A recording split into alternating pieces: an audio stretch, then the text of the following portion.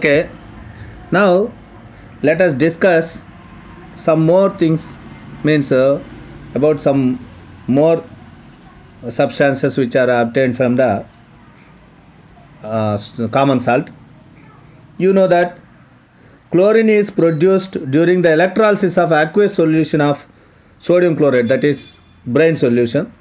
This chlorine gas is used for the manufacture of bleaching powder. When chlorine gas react with the dry liquid lime, means calcium hydroxide, bleaching powder is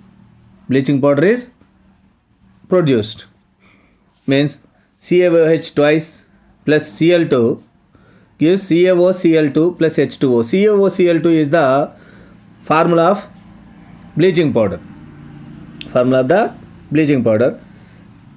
Bleaching powder, the name itself says that it bleaches. The main use of this one is bleaching of cotton, linen and wood pulp. It is also used as the oxidizing agent and disinfectant, means to kill the germs in the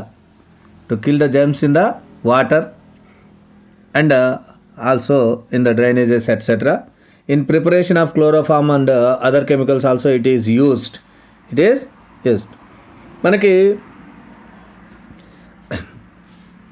మనకి ఉప్పు నీరు అంటే brain ద్రావణాన్ని electrolysis చేసినప్పుడు దానిలో మనకు వచ్చే ఉత్పన్నాల్లో chlorine వాయువు కూడా వస్తుందని మనకు తెలుసు. క్లోరిన్ వాయువు మరి కాల్షియం హైడ్రాక్సైడ్ అంటే తడి సున్నంతో చర్య జరిపినప్పుడు CaOCl2 దాన్నే బ్లీచింగ్ పౌడర్ అంటాం. కాల్షియం ఆక్సిక్లోరైడ్ మరియు నీరు విడుదలవుతాయి.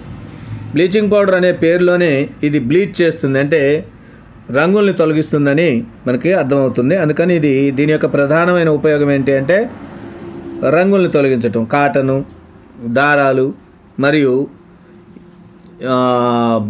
చెక్క, గుజ్జు మొదలైన వాటి యొక్క రంగులు తొలగించడం ద్వారా ఆ పదార్థాల నుంచి వచ్చే వస్తువులుకి రంగు లేకుండా, లేదంటే వాటికి కావాల్సిన రంగు వేయడానికి, రంగును తొలగించడానికి ఉపయోగపడుతుంది. అలాగే ఆక్సీకరణ కారకంగా మరియు క్రిమి సంహారికగా, అంటే నీటిలో ఉండే క్రిములను చంపడానికి మరియు క్లోరోఫామ్ మొదలైన రసాయనాలని తయారు చేయడానికి కూడా బ్లీచింగ్ పౌడరు ఉపయోగపడుతుంది.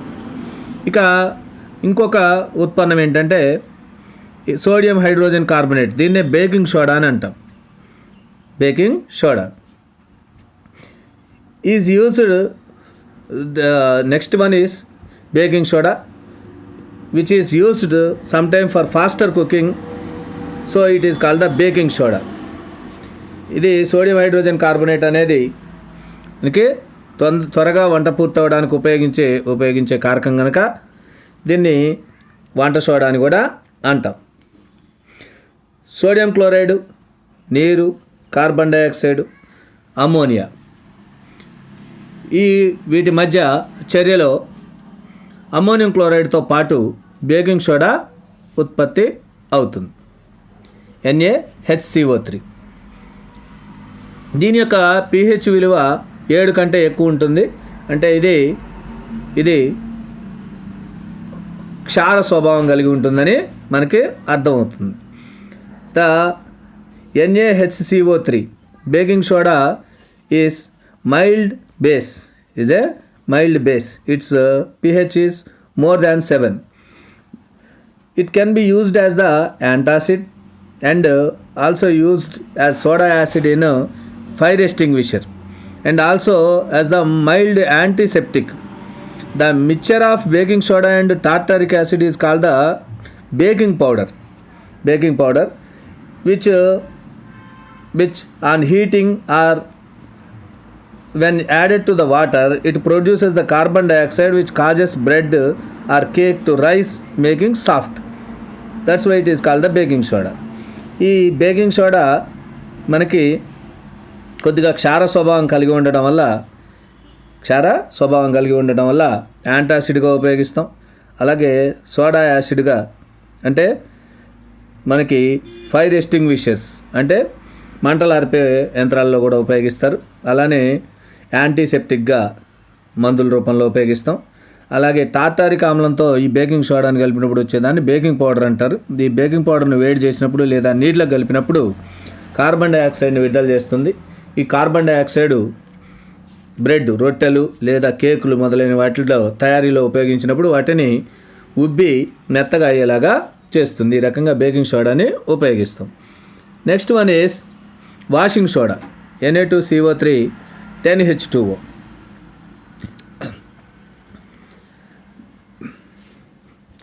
మనకి సాధారణ ఉప్పు నుండి బేకింగ్ సోడా వస్తుందని తెలుసు. మరి రీక్రిస్టలైజేషన్ అంటే ఏంటి? Na2CO3 + 10H2O gives Na2CO3 10H2O అని రాశాం. ఇటువైపు అటువైపు దాదాపు ఒకే రీతిగా ఉన్నట్టుగా కనిపిస్తూ ఉంది. అంటే నీటి అణువులు పదార్థ అణువుల మధ్య బంధించబడి ఉంటే అది దాని యొక్క లక్షణాలు వేరుగా ఉంటాయి. ఇక్కడ చర్యకు ఎడం వైపున నీరు మరియు సోడియం కార్బోనేట్ విడివిడిగా, కుడివైపున కలిసి ఉన్నట్లుగా ఉన్నాయి. ఇలా ఉన్నప్పుడు రీక్రిస్టలైజేషన్ అంటే, ఉదాహరణకి కాపర్ సల్ఫేటు నీలి రంగులో ఉంటుంది. దాన్ని వేడి చేసినప్పుడు తెల్లగా మారుతుంది. మళ్ళీ కొద్దిసేపు గాలిలో పెడితే అది నీలి రంగులోకి మారిపోతుంది. అంటే ఏంటి? అది దాని అణువుల మధ్యలో నీరు గనక బంధించబడి ఉంటే అది నీలి రంగులో ఉంటుంది. అంటే ఆర్ద్ర కాపర్ సల్ఫేట్ నీటి రంగులో ఉంటుంది, అనార్ద్ర కాపర్ సల్ఫేటు తెలుపు రంగులో ఉంటుంది. Na2CO3 + 10H2O gives Na2CO3 10H2O. In this, we are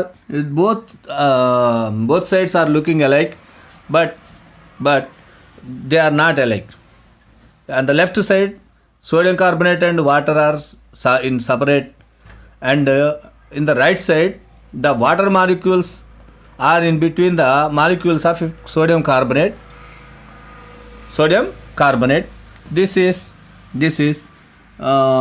This can be observed when the copper sulfate is heated. If it is exposed to the moisture, it gets the blue color. When it is heated, it gets the white color. Attached with the copper sulfate molecules, it will be in the blue color. When water molecules are separated from the copper sulfate molecules, then it gets the white color. Now, the uses of washing soda are: it is used in the glass industry, soap industry and paper industry. It is also used in the preparation of sodium compounds like borax, etc., and also as the cleaning agent. Washing soda, we all know it. It is used to wash the clothes. It is used to remove the permanent hardness of the water. ఈ washing సోడాలో నీరు కలిసి ఉన్నాయి అనడానికి గుర్తుగా, అంటే తెలుసుకోవడానికి మనం కాపర్ సల్ఫేట్ని వేడి చేసి కూడా కృత్యం ద్వారా చూడొచ్చు. కాపర్ సల్ఫేటు అణువుల్లో నీటి అణువులు బంధించబడి ఉన్నప్పుడు అది నీలి రంగులో ఉంటుంది. కాపర్ సల్ఫేటు అణువుల్లో నీటి అణువులు బంధించబడి ఉన్నప్పుడు అది నీలి రంగులో ఉంటుంది. దాన్ని వేడి చేసినప్పుడు దాని నుంచి నీటి అణువులు విడిపోతే అది తెలుపు రంగులోకి వస్తుంది. మళ్ళీ కొద్దిసేపు గాలిలో ఉంచితే మళ్ళీ ఎప్పట్లాగా అది నీలి రంగులోకి మారిపోతుంది. ఈ విధంగా కాపర్ సల్ఫేట్లో నీటి అణువులు బంధించబడి ఉన్నది లేనిది తెలుసుకోవచ్చు. అలాగే సోడియం కార్బోనేట్లో నీటి అణువులు బంధించబడి ఉంటే దాన్ని వాషింగ్ సోడా అంటాం, విడిగా ఉంటే దాన్ని వాషింగ్ సోడా అని అన్నాం. వాషింగ్ సోడాని దేనికి ఉపయోగిస్తాం? గ్లాసు పరిశ్రమలో, అంటే గాజు పరిశ్రమలో, సబ్బుల తయారీలో, పేపర్ అంటే కాగిత పరిశ్రమలో మొదలైన వాటిలో ఉపయోగిస్తాం. అలానే సోడియం యొక్క సంయోగ పదార్థాలైన బొరాక్స్ లాంటి వాటిని తయారు చేయడానికి, బట్టలు ఉతికే దానికంటే క్లీనింగ్ ఏజెంట్గా, ఇంకా నీటి యొక్క శాశ్వత కఠినత్వాన్ని తొలగించడానికి కూడా దీన్ని ఉపయోగిస్తారు. ఇంకా plaster of Paris, gypsum CaSO4 2H2Oని 373K ఉష్ణోగ్రత వద్ద జాగ్రత్తగా వేడి చేసినప్పుడు జిప్సమ్ని 373 K ఉష్ణోగ్రత వద్ద జాగ్రత్తగా వేడి చేస్తే అందులో నుండి నీటి అణువులు తొలగించబోర్ H2O అనే పదార్థం ఏర్పడుతుంది. ఇదే ప్లాస్టర్ ఆఫ్ ప్యారిస్. అలా సగం నీటి అణువు ఉండడం సాధ్యం కాదు. కానీ ఎందుకు అలా రాసామంటే 2 కాల్షియం సల్ఫేట్లు ఒక నీటి అణువును బంధించి ఉంచడం వల్ల ఏర్పడే పదార్థం ఇది. ఇది కనుక కొద్దిసేపు గాలిలో ఉంచినా లేదా నీళ్లతో కలిపినా వెంటనే అది జిప్సమ్గా మారిపోతుంది. దీని యొక్క ఉపయోగాలు ఏంటి అంటే మనకు అందరికీ తెలిసినవే. వీటి యొక్క ఉపయోగాలు ఏంటంటే దీన్ని బొమ్మల తయారీలో, డెకరేషన్లో, తర్వాత గోడలు మొదలైన ఉపరితలాలని స్మూత్గా చేయడం కోసం, నునుపుగా చేయడం కోసం, అలానే ఎముకలు విరిగిన వాళ్ళకి కట్లు వేసేటప్పుడు సపోర్టింగ్ కోసం కూడా దీన్ని ఉపయోగిస్తారు. Plaster of Paris. When gypsum is heated slowly at 373 K temperature, it partially loses the water molecules in it and becomes the calcium sulfate hemihydrate. This is called the plaster of Paris. The substance which doctors uses as the plaster for supporting fractured bones. And when the calcium sulfate hemihydrate exposed to water, it becomes again the gypsum. How does calcium sulfate gets half water molecule? It is two calcium sulfate molecules attached with one water molecule. That's why we write calcium sulfate half H2O. It is used as said above for the supporting of fractured bones by the doctors. It is also used in the decorations to make the surfaces smooth and also to make the ties etc.